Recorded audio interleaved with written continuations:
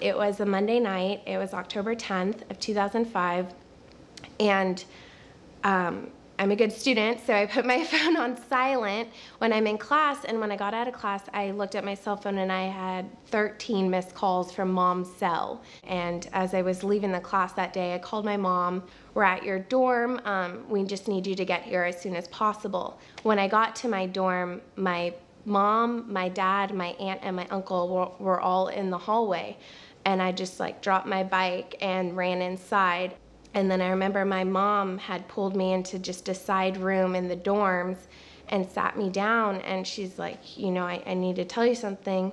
Nico collapsed this morning, and I had no idea what that even meant. I just thought he fell down or something, and then she said that he died, so.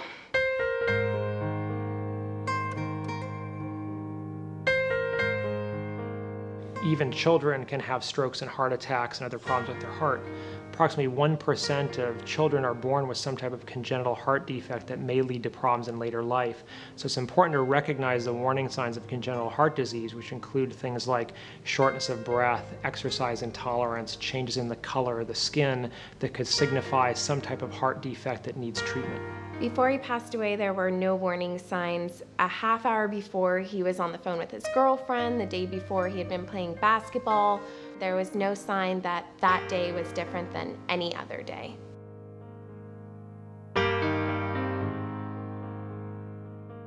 When I found out that Ella had a stroke, I was actually at the doctor's appointment by myself for a routine ultrasound, and all of a sudden the doctor said, "It looks like something's seriously wrong. There's fluid on the brain," and we had to do an emergency C-section. It was extremely frightening, and I was shocked. After Ella was born, we didn't know what the problem was until they were able to do some tests, and so I think we found out the next day that it was a stroke, and we had never heard of a baby having a stroke in the womb, and so we were asking a lot of questions about what does this mean, and they're showing us the picture of the brain, and half of the brain was significantly affected and the other half just a little bit, but we were trying to figure out, okay, what does this mean? What do we do now? And it was obviously a painful, sad time. The emotions I feel when I see a child suffering from heart disease or stroke are mixed. Initially, there's sadness because I always feel bad to see children having to endure difficult medical conditions. But I'm also very optimistic because particularly in children, we have good ways of treating those diseases so they can often get better. Well, it became clear early on that this was a problem that I wasn't going to be able to fix.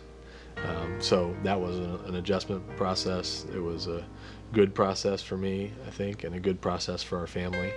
And we've learned to persevere, to hope, trust, and just keep going. And it's all ended up being an incredible gift.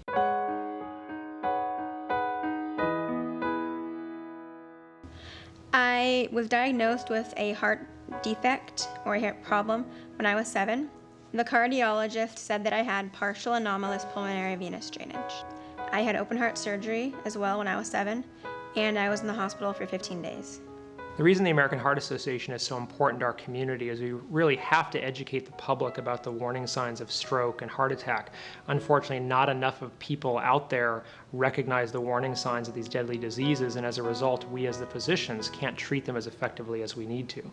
Ella first started walking when she was 5 years old, last October, and it was a huge, huge milestone for her because she'd been working hard to walk for so long, for years, since she was 2, since she started to learn to crawl and then crawl on her hands and knees. And we had always said that the day she took her first steps independently, we'd have a huge party, and so we did. We had a huge party in our backyard with all our friends and family, just celebrating that huge milestone.